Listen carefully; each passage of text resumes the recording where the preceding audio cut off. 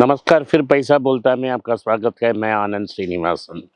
आज मैं थोड़ा बाहर गया हूँ, मेरा गौशाला के पास हूँ और इसीलिए चेन्नई में स्टूडियो में रिकॉर्ड नहीं हो रहा है, ये बाहर रिकॉर्ड हो रहा है। तो आज का मुख्य खबर क्या है, इसके बारे में देखेंगे। पहले इंटरनेशनल न्यूज़ को देखेंगे कि इस हफ्ते अमेरिका में कुछ होने वाला नहीं है। आज फ्राइडे है और अभी थैंक्सगिविंग वीकेंड है। तो अगर मार्केट खुला भी रहेगा तो भी कुछ डेवलपमेंट नहीं होने वाला है, क्योंकि सारे लोग छुट्टी पे होंगे। थैंक्सगिविंग एक बड़ा वीकेंड है, लोग घर जाते हैं। तो न्यूयॉर्क से सब लोग घर जाते होंगे, तो कुछ मेजर ट्रांजैक्शन नहीं होने वाला है।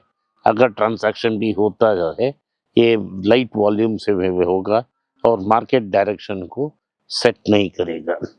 लेकिन मार्केट ये एक्सपेक्टेशन में चल रही है कि रेट कट होगा कि नहीं होगा।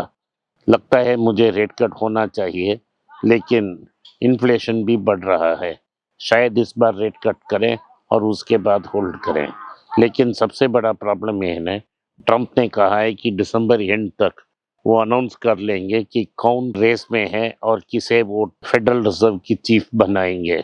उससे एक ड्यूअल सिस्टम हो जाएगा, एक फेड का चीफ होगा और दूसरा जो बाहर बैठ के मई के बाद आने देगा। सो दोनों की कमेंट्री अगर एक तरफा नहीं हुआ तो मार्केट में कंफ्यूजन हो जाएगा और हमें सर्कस देखने मिलेगा। लेकिन सर्कस से सुनने से बहुत फनी है, लेकिन प्रॉब्लम ये है कि मार्केट डिस्टॉर्ट हो सकता है। लेकिन जापान में ऑलरेडी शुरू हो गया है कि इन्फ्लेशन का प्रॉब्लम और बॉन्ड रेट ऊपर जाने का। अमेरिका में भी डेफिसिट बहुत ज़्यादा जाएगा बिग ब्यूटीफुल बिल के कारण, तो इसीलिए बड़ा रेट कट करना मुश्किल है। तो ये बूम में भी प्रॉब्लम आ सकती है, जैसा मीडिया में प्रॉब्लम है, क्योंकि अल्फाबेट ने चीपर चिप सप्लाई करना शुरू कर दी। तो ये रहा पहला इंटरनेशनल न्यूज़। और इन सब को देखते हुए भारत में मार्केट आज वीक है। कल फूलझड़ी की जैसी मार्केट ऊपर गई और मार्केट की अंत तक 10 पॉइंट प्लस में आ गई।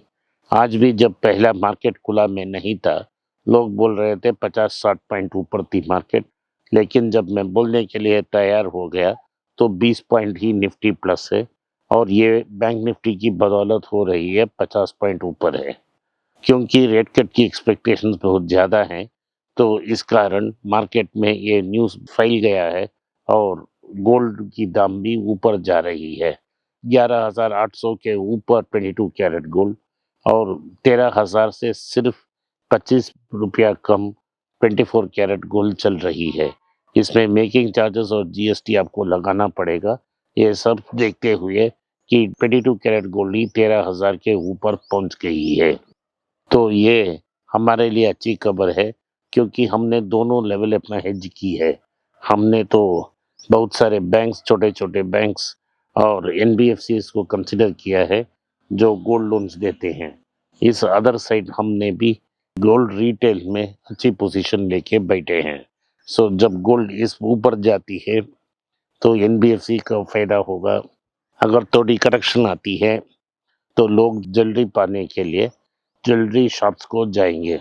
सो दोनों तरफ हम कवर्ड हैं। आज की मुख्य खबर क्या क्या है, इसके बारे में देखते हैं।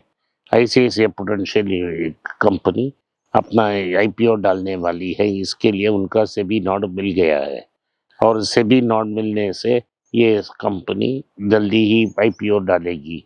इसमें प्लान है कि आईसीआईसीआई अपना शेयर होल्ड करेगी, ऑफर फॉर सेल शेयर्स होगा, इसमें प्रूडेंशियल बेचेगी शेयर्स। प्रूडेंशियल चाहती है कि उन्होंने छोटा मोटा इन्वेस्टमेंट की, ये बड़ा इन्वेस्टमेंट बन गया। भारत में लोग पैसा देने के लिए तैयार हैं, मुंह पैसा देने के लिए तैयार हैं।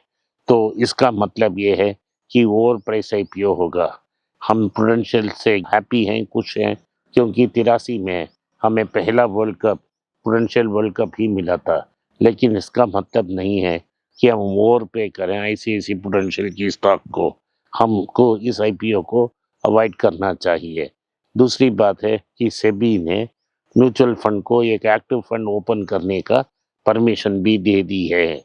अगली बात यह है कि पूमा का स्टॉक्स 15% ऊपर है क्योंकि एंटा नाम का एक एंटिटी उसे टेक ओवर करने की कोशिश कर रहा है। पूमा, नाइकी ये सब हाईली अंडर वैल्यूड स्टॉक्स हैं और क्योंकि टेक ओवर इंटरेस्ट है इसीलिए मार्केट ऊपर जा रही है। अगली न्यूज़ ये है कि मीशो में न्यूज़ आई है कि मीशो भी आईपीओ डालने वाली है। ये सब लॉस मेकिंग कंपनीज हैं और प्रॉफिट बनाने का कोई चांस ही नहीं है। अगर आप इस आईपीओ पे जुआ खेलेंगे तो फंस जाएंगे। इमामी जो कलकत्ता से एक बड़ा ब्रांड है, कंज्यूमर ब्रांड, उन्होंने कहा है कि 2-3 साल में उनका 20% मार्केट डायरेक्ट कंज्यूमर होगा। वो रिटेल और डिस्ट्रीब्यूशन चैनल को अवॉइड करके डायरेक्टली कस्टमर को डिलीवर करने की प्लान्स बना रहे हैं, डायरेक्टली अपने वेबसाइट से बेच रहे हैं। उनका ये कहना है कि लगभग 20% उनकी प्रॉफिट्स उधर से आएगी। टीसीएस ने एक नया डील अनाउंस किया है। टीसीएस और सैप के बीच ये 5 साल का डील है और ये सॉफ्टवेयर और एआई और क्लाउड की एरिया में होगी। टीसीएस अपने आप को रिवाइव करने की कोशिश कर रही है। अगली न्यूज़ है धोलेरा गुजरात में सॉइल ठीक नहीं है, सो उधर से फैब बनाना मुश्किल पड़ रहा है। टाटा इलेक्ट्रॉनिक्स ने एक नया वेंडर को बुलाया है देखने के लिए कि कैसा धोलेरा की सॉइल से फैब बना जाए और टेक्नोलॉजी को कैसे बदलें। अनेक कंपनियां धोलेरा में इन्वेस्ट कर रहे हैं। अगर सॉइल प्रॉब्लम है सारा इन्वेस्टमेंट चौपट हो जाएंगे।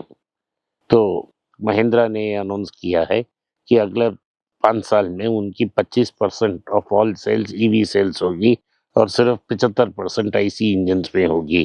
ये दूसरी कंपनी है। टाटास ने पहले कहा था कि 2030 तक 30% ऑफ ऑल सेल्स उनकी आईसी इंजन्स नहीं होगी, सिर्फ ईवी होगी, 70% ही आईसी इंजन्स होगी। महिंद्रा टाटास को फॉलो करने की कोशिश कर रहा है। टाटा कमर्शियल व्हीकल्स ने पिछले 3 दिन में 13% के ऊपर गई है। कल एक दिन में 7% ऊपर थी। ये टाटा पैसेंजर व्हीकल को आउट परफॉर्म कर रही है, लेकिन एनालिस्ट ने चेतावनी दी है कि वो इवाको को इंटीग्रेट करना बहुत मुश्किल है और दूसरी बात यह है कि लेलैंड से इंक्रीज कंपटीशन होगा। मेरा ख्याल ये है कि लेलैंड ने यस के बदले में दोस्त नाम का एक व्हीकल लॉन्च किया। अच्छा व्हीकल था लेकिन वो टाटा 407 से कम्पीट कर रहा था, ये से नहीं। अगले लास्ट माइल कनेक्टिविटी के लिए सब 1 टन ये 500 केजी वाला ये भी टाटा लॉन्च करने वाले हैं और ये इसके इलेक्ट्रिक व्हीकल भी लॉन्च करने वाले हैं। तो लेलैंड का डिस्ट्रीब्यूशन अच्छा था और क्योंकि टाटा कार्स पे कंसंट्रेट कर रहे थे, टाटा कमर्शियल व्हीकल की मार्केट शेयर गिर गई। लेकिन अब टाटा ने इस कंपनी को 2 में बांट दी ताकि टाटा कमर्शियल व्हीकल को और शार्पर फोकस रहे। तो लेलैंड इतना बड़ा चैलेंज मुझे दिखता नहीं। आज के लिए इतना ही। आपने इस पॉडकास्ट को सुना इसके लिए मैं आपका आभारी हूँ। हो सके तो वीडियो को लाइक कीजिए, चैनल को सब्सक्राइब कीजिए और बेल नोटिफिकेशन दबाएं। इस वीडियो को अपने दोस्त और रिश्तेदार के पास भेजें और उन्हें देखने के आग्रह करें। नमस्कार, धन्यवाद, जय हिंद। नीचे एक ईमेल स्क्रॉल हो रहा है, इसका ईमेल एड्रेस है paisa.bolta hai.np@gmail.com। अगर आप मुझसे संपर्क करना चाहते हैं तो इस ईमेल में मेल भेजें, मेरी टीम आपसे बात करेगी। फिर से बता रहा हूँ मैं, paisa.bolta hai.np@gmail.com। इसमें आप मेल भेज सकते हो, मेरा टीम आपसे संपर्क करेगा।